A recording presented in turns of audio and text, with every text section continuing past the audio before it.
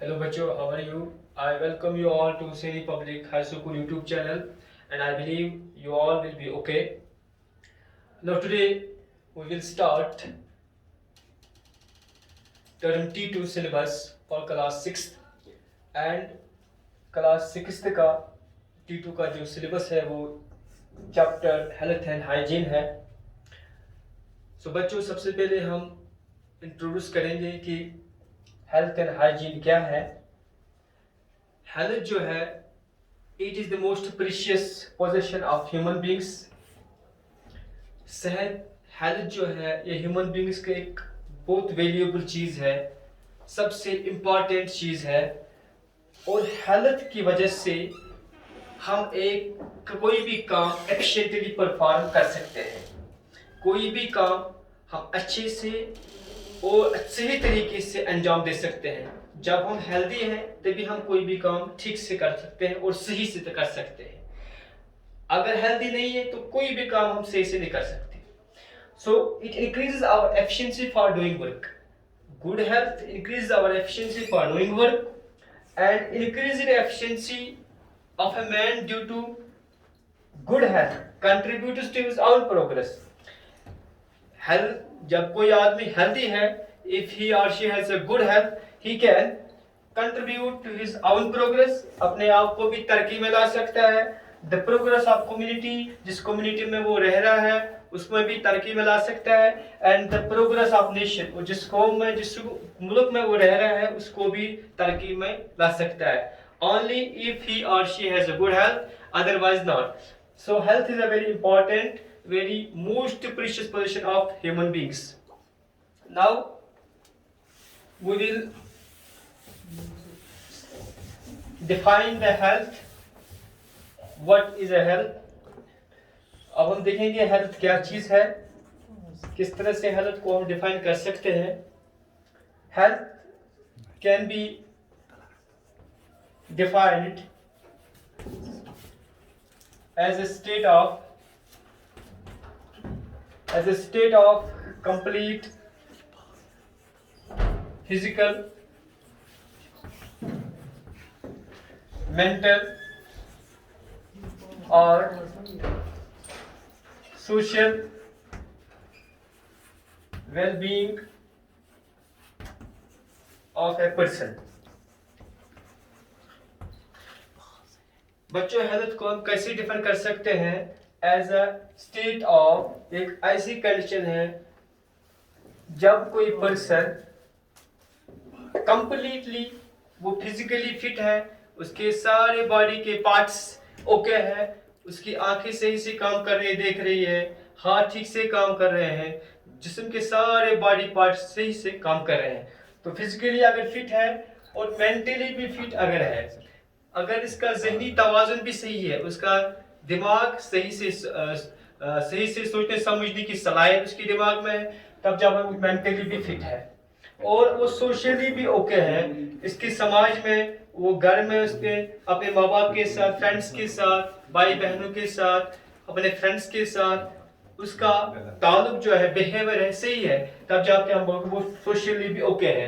अगर ये तीनों कंडीशंस किसी आदमी में सही है तब जाके हम बोलेंगे कि ही इज हेल्दी, ही और शी हैज गुड हेल्थ. अब इसके बाद हम देखेंगे डिजीज किस चीज को कहते हैं. डिजीज को हम कैसे डिफाइन करेंगे? डिजीज हेल्थ का अपोजिट है. Disease can be defined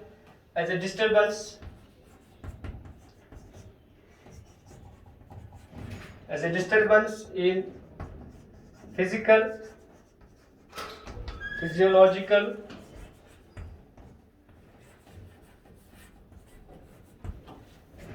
psychological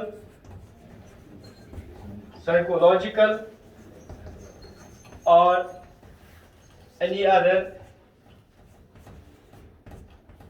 body functions.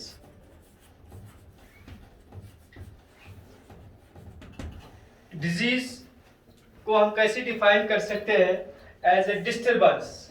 अगर किसी पर्सन के फिजिकली कोई डिस्टर्बेंस है, फिजिकली इसके जितने भी बॉडी पार्ट्स है किसी पार्ट में फिजिकली कुछ प्रॉब्लम है, फॉर एग्जांपल हाथों में कुछ प्रॉब्लम है, सही से काम नहीं कर रहे हैं, हाथों में 5 उंगलियां अगर 3 ही है या 4 है, कुछ प्रॉब्लम है, या आंखें जो है सही से काम नहीं कर रहे हैं, सही से देख नहीं पा रहे हैं, तो हम कहेंगे उसमें फिजिकली कोई डिस्टर्बेंस है।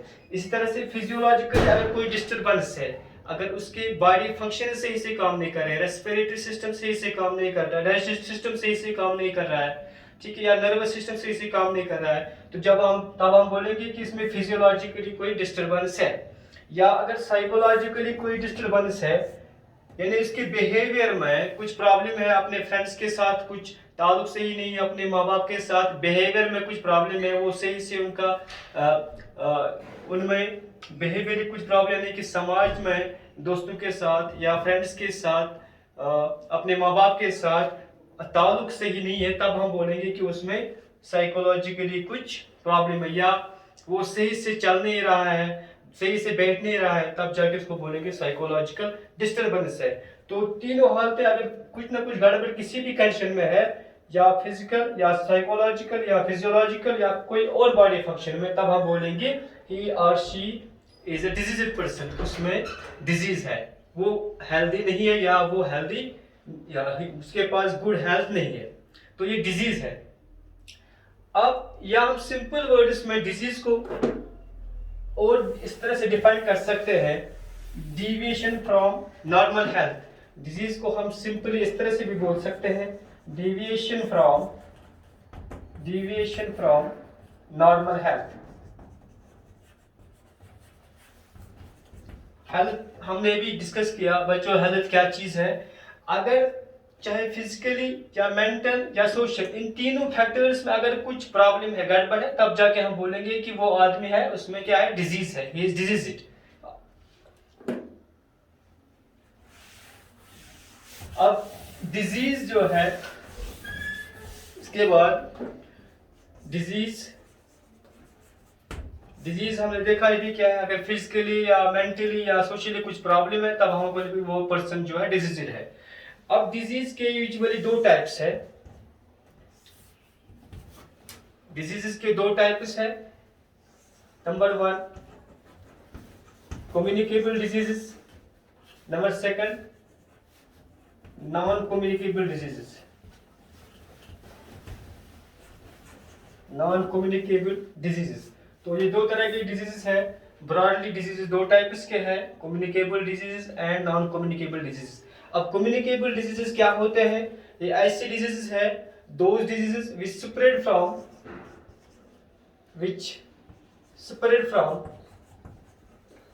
infected person to a healthy one,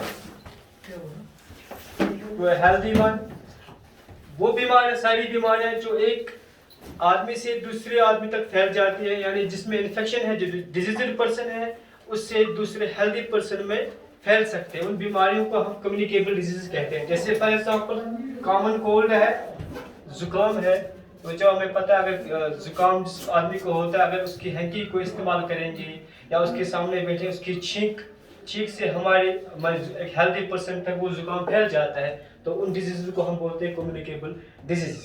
ठीक है, इस तरह से नॉन कम्युनिकेबल डिजीजेस क्या होते हैं, which do not spread from infected person to a healthy one,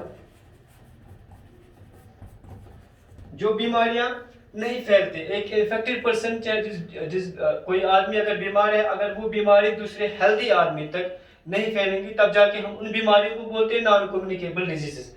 for example, यह एग्जाम्पल है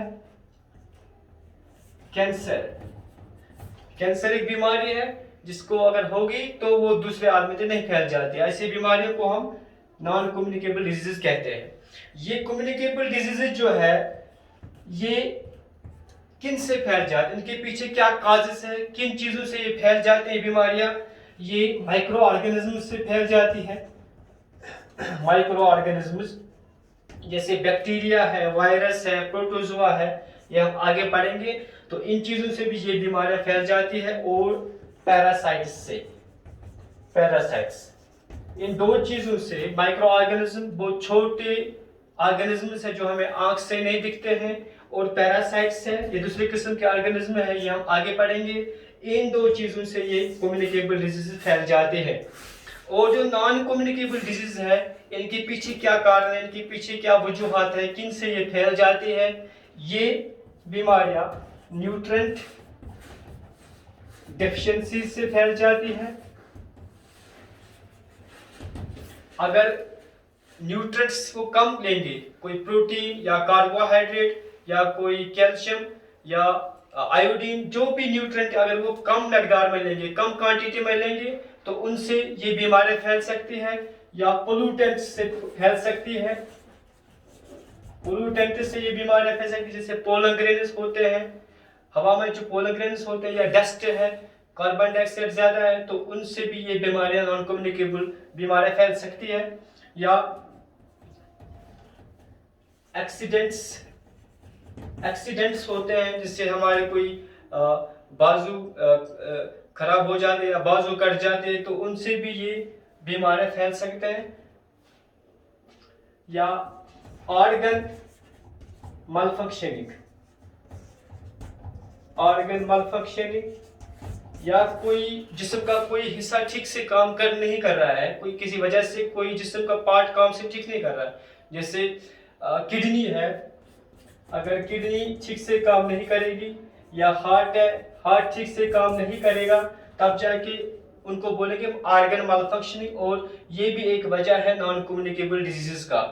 तो बच्चों, आज के लिए इतना ही, कल हम नेक्स्ट वीडियो में मिलेंगे। Thank you.